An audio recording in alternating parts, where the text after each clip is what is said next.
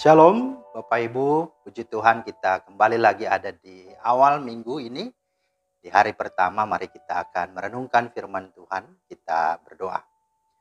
Bapa di sorga, di dalam nama Tuhan Yesus, sungguh kami bersyukur ada kesempatan lagi kami boleh ada di hari awal minggu ini untuk kembali kami beraktivitas. Namun sebelumnya kami akan merenungkan firman-Mu. Mohon hikmat dan pengertian dari Roh Kudus. Dalam nama Tuhan Yesus. Amin. Bapak Ibu, firman Tuhan kita terambil di dalam Wahyu pasal 2 ayat 2a, 3 dan 4. Aku tahu segala pekerjaanmu, baik jeripayahmu maupun ketekunanmu. Dan engkau tetap sabar dan menderita oleh karena namaku. Dan engkau tidak mengenal lelah. Namun demikian aku mencela engkau karena engkau telah meninggalkan kasihmu yang semula. Itulah firman Tuhan yang menjadi dasar renungan kita pada hari ini. Nah, tema kita hari ini adalah kegairahan rohani. Kegairahan rohani. Nah, Bapak Ibu, bosan, jenuh, frustrasi, dan stagnansi atau terhenti pada kondisi tertentu sering dialami oleh siapapun, termasuk oleh orang percaya. Bahkan termasuk juga mereka yang sudah melayani Tuhan, seperti majelis, pendeta, dan aktivis gereja lainnya. Tanda kerohanian yang jenuh, membosankan, dan stagnan atau terhenti bukan berarti tidak adanya aktivitas rohani. Aktivitas rohani tetap dilakukan. Tetap melakukan doa, tetap membaca firman beberapa pasal setiap hari, tetap datang beribadah setiap minggunya, dan melayani, dan lain sebagainya. Namun sebetulnya rohnya dan spiritnya sudah tidak ada gairah lagi. Sudah mengalami kejenuhan untuk beribadah kepada Tuhan dan melayani Tuhan. Lebih sungguh tentu sudah pudar. Sudah hilang semangatnya, antusiasnya juga pun redup. Nah saudara, kita perhatikan jemaat Efesus adalah contoh yang nyata tentang hal ini. Mereka adalah jemaat yang setia, bekerja keras dalam pelayanan, ketekunan, mereka dalam mempertahankan iman tidak perlu diragukan lagi. Namun mereka melakukan semua itu sebagai sebuah kewajiban, rutinitas, dan formalitas semata. Keadaan seperti ini sangat berbahaya bila tidak segera diatasi. Jangankan kita yang tidak menyukai keadaan stagnan dan jenuh dan bosan dan tidak bergairah seperti ini. Tuhan pun tidak menyukainya, bahkan mencela sifat dan perilaku jemaat Efesus yang demikian ini. Dengan tegas dan keras Tuhan berkata betapa dalamnya mereka telah jatuh. Bahkan dikatakan, aku, kata Tuhan, mencela engkau karena engkau telah meninggalkan kasihmu yang semula. Karena itu bertobatlah dan lakukanlah lagi apa yang semula engkau lakukan.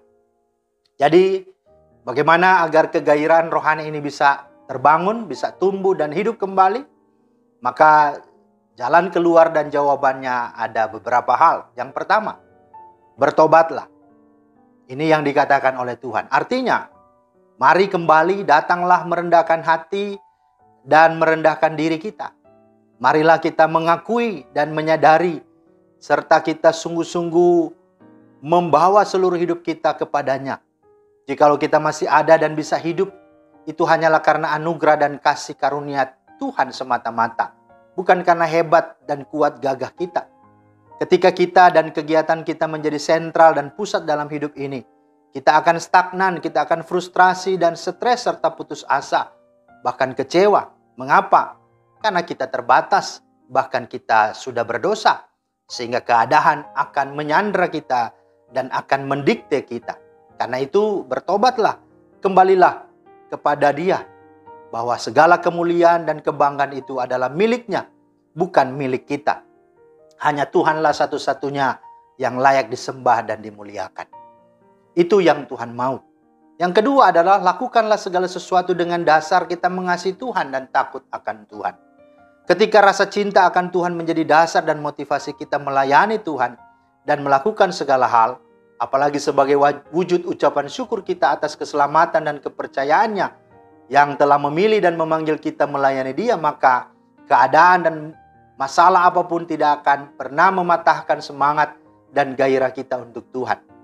Ya, ambil contoh seperti Yakub, ya, ketika dia mencintai Rahel, ya, padahal dia sudah bekerja 7 tahun untuk itu, tetapi dia ditipu oleh pamannya Laban. Tapi karena cintanya, maka dia rela pun untuk melakukannya 7 tahun lagi untuk mendapatkan Rahel. Itu kenapa? Karena kasihnya, karena cintanya. Maka itu pun juga yang sungguh harus mewarnai hidup kita. Cinta kepada Tuhan akan membuat kita tidak akan pernah menyerah dalam segala keadaan. Dan itu juga yang harus kita lakukan dalam takut akan Tuhan. Seperti juga Yusuf. Bagaimanapun dia bekerja, dia tidak pernah bekerja untuk manusia. Sebagaimana Kolose 3:23, apapun yang dia kerjakan, dia perbuat dengan segenap hatinya seperti untuk Tuhan dan bukan untuk manusia. Maka dilihat atau tidak dilihat, dipuji atau tidak dipuji, Yusuf tetap takut akan Tuhan. Dan yang ketiga, percayalah bahwa segala sesuatu yang kita kerjakan di dalam iman, dalam pengharapan dan kasih kepada Tuhan tidak akan pernah sia-sia. Sebab penderitaan ringan yang sekarang ini mengerjakan bagi kita kemuliaan kekal yang melebihi segala-galanya. Jauh lebih besar dari penderitaan kita. 2 Korintus 4:17. Dan kata Paulus, bagiku hidup adalah Kristus dan mati adalah keuntungan. Aku ingin pergi dan diam bersama-sama dengan Kristus. Itu memang jauh lebih baik. Artinya Bapak Ibu, bahwa apa yang kita kerjakan tidak pernah sia-sia. Kita akan menerima upah. Kita akan mendapatkan seluruh apa yang kita sudah buat. Terbayar sudah. Dan itu akan membuat kita bersuka cita, bergembira, yang tidak pernah ada batas dan taranya. Ada satu bait pujian yang berkata, sebagaimana pujian, bila kulihat bintang gemerlapan. Bait yang ketiga dikatakan, apabila nanti Kristus memanggilku, sukacita amatlah besar, karena terkabullah yang kurindukan, melihat dikau Tuhanku akbar.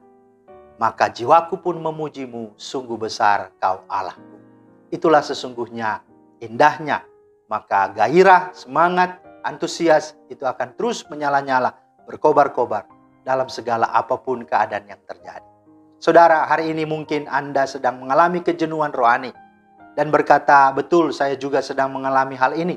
Saya rajin bersaat teduh, namun saya mulai bosan dan tidak ada lagi gairah. Tidak ada lagi hal-hal yang membuat saya haus akan kehadirat Allah. Saya sudah tidak punya lagi semangat dan antusias. Mari hari ini kembalilah kepada Tuhan. Bertobatlah dan mari murnikan motivasimu. Biarlah kasih menjadi dasar dan dorongan dalam seluruh kehidupan, penggerak dalam hidupmu. Dan percayalah, ada upah yang sedang menanti dan sedang menunggu kita.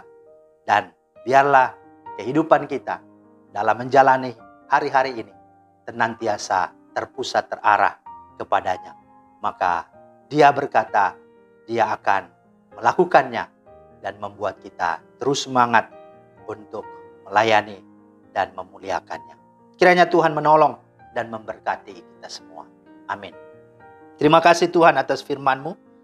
Berkatilah dan tolonglah agar supaya kami senantiasa hidup terarah, terpusat dan terfokus hanya kepada-Mu. Sehingga segala hal di dunia ini tidak dapat mendikte dan mengendalikan kami.